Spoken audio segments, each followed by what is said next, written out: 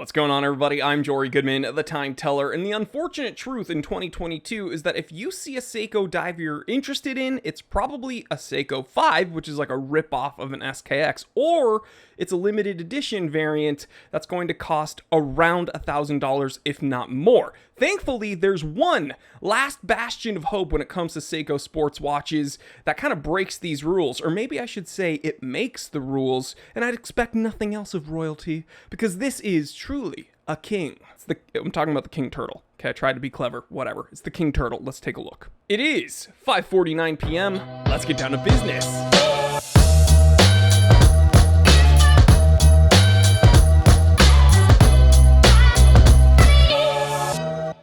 That's right, guys. Here on the wrist today is a Seiko Turtle, and in my opinion, one of the more sought after, one of the more impressive Seiko Turtles, and believe it or not, it is the first time, like, in Time Teller history that I've even taken a look at a Seiko Turtle on camera. It does not disappoint, let me tell you. And again, this is affectionately called the King Turtle, and some people, myself included, prefer to refer to it as the Grenade. Now here on Seiko's own website, we can see this is reference number SRPE03, and you can see the MSRP is $625. Thankfully, you can find them online brand spanking new for under $500 all day long. So again, you're not going to break the bank with this watch. When we take a look at the specs, it's got the 4R movement, 4R36 with a 41-hour power reserve. This does have hacking and hand wind.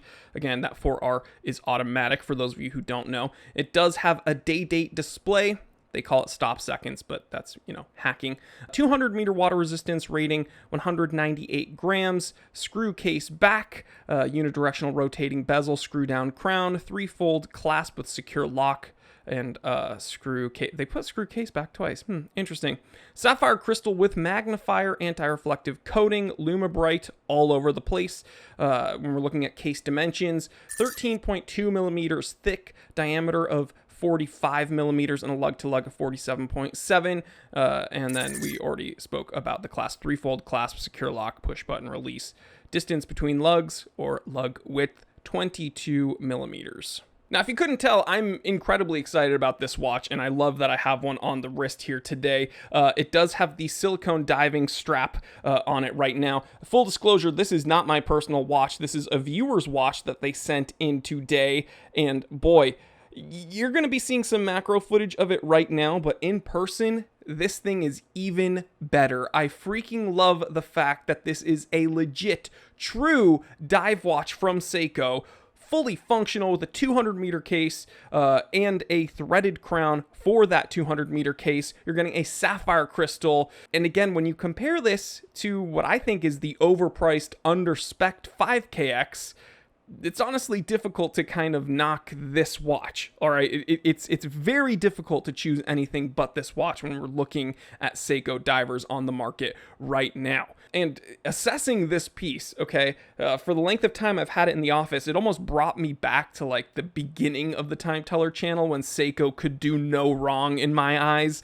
Man, those were the days. But before I gush any further, oh man, gushing so much on camera. Let's get into the pros and cons. The first pro would have to be the details, right? It has a gold second hand that gives such great contrast to the kind of OD green dial and the silver tones coming from that steel.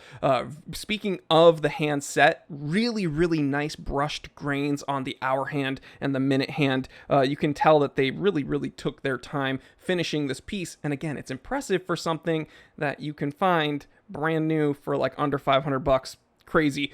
Great knurling on the bezel. The bezel's fairly easy to actuate, nice and smooth, but it's not sloppy. There's no play, and it won't back out on you. So I'm going to give this my T3 seal of approval for pizza roll timing. Gato, slap it on screen, baby. I love that it has drilled lugs. So again, if you don't want the silicone diving strap, if you want to put it on the bracelet, if you want to put it on a sailcloth strap or a NATO strap or even a leather strap and be a naughty boy with your diver, you have the option. Even if it didn't have drilled lugs, you'd have the option to change the straps, but makes it that much easier, that much more convenient. Under $500, that's probably the biggest, the price point, the value, that's probably the biggest pro in my opinion.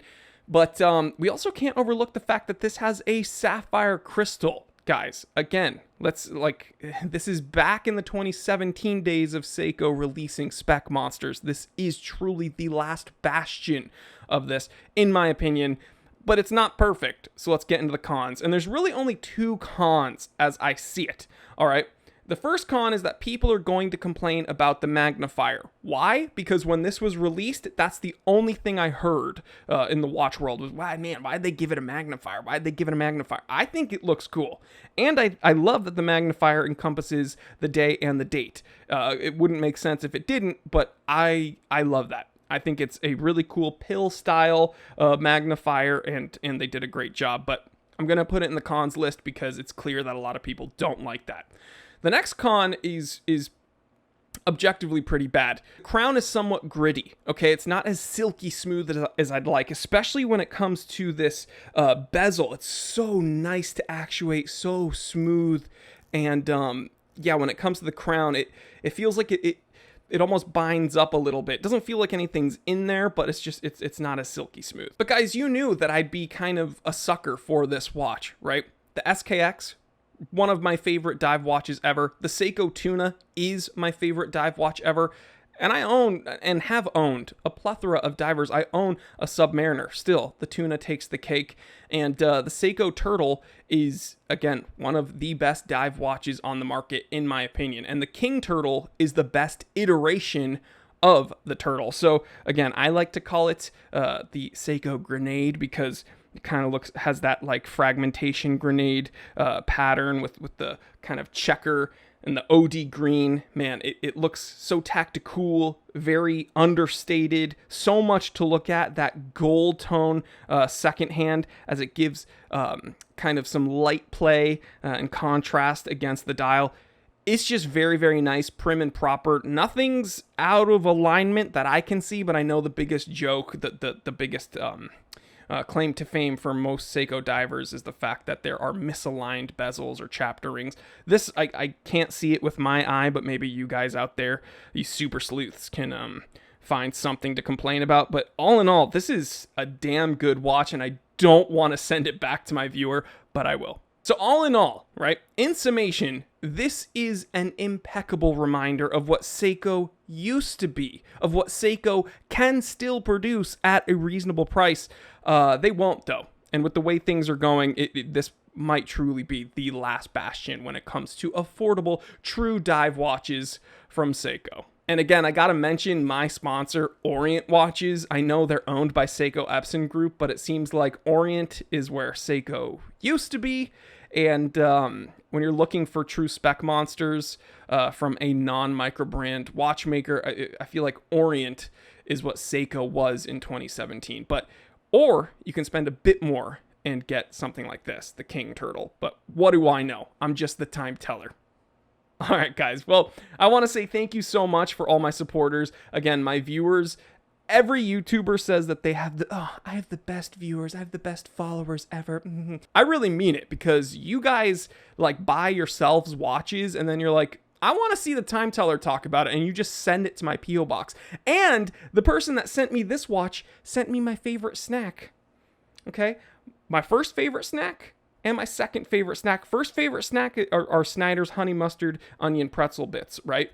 Second favorite snack, gummy bears. They sent me 2 packs of gummy bears. You guys I love you guys. You know what?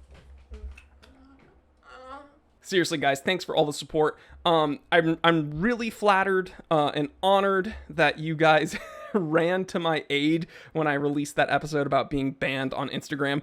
Like, we all of a sudden got a ton of new followers on Instagram, so you guys really rallied, and I truly appreciate that. Again, follow me at The Simple Consultant. And we've already broken past 1,000 subscribers on the Things That Keep Me Up at Night channel. Again, we do regular podcasts over there and long form content. So if you want to subscribe over there, I really would appreciate it.